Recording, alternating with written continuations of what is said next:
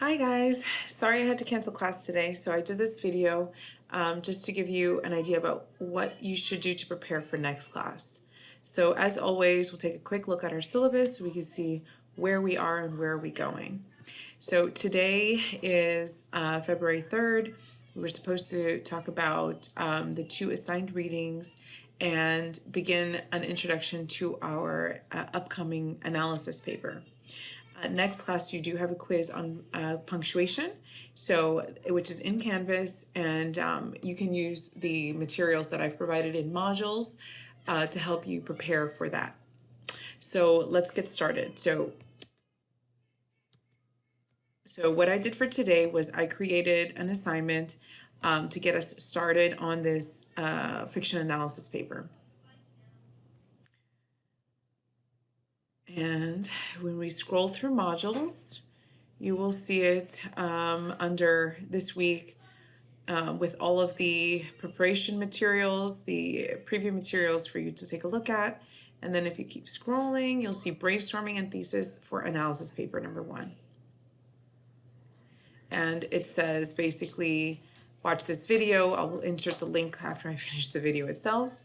And then for the assignment, review the lecture materials that are in modules, which I just showed you. Sorry. Actually, I can't show you right now. I'll show you again. The help with thesis statements, the writing about fiction PowerPoint, and then how to write an analysis paper on short stories, also PowerPoint. Then after that, go ahead and complete this brainstorming exercise and write a thesis statement. I don't have any minimum requirements or any sort of guidelines on how to structure this. It's very open-ended. It's something that we would have done in class, in your notebook. And so the way that you submit this assignment is pretty flexible. You can either type it directly into the text box, you can submit it as a Word document, or if you prefer to think on paper, you can write it in your notebook and then take a picture and upload the picture as an attachment. And so just to give you an idea about the assignment that we're headed toward, back into modules. Scrolling down, one moment. Okay, so in here, again, these are the lecture materials that I mentioned. This is the MLA guides for in-text documentation and works cited that will also help you with the upcoming quiz. And for this upcoming quiz, let me see if I have any. I can definitely share some links to help you prepare for that, but the MLA guidelines should do it for you. This is the assignment, writing a fiction paper and basically writing a brief analysis on the fiction, one of the short stories that we've read.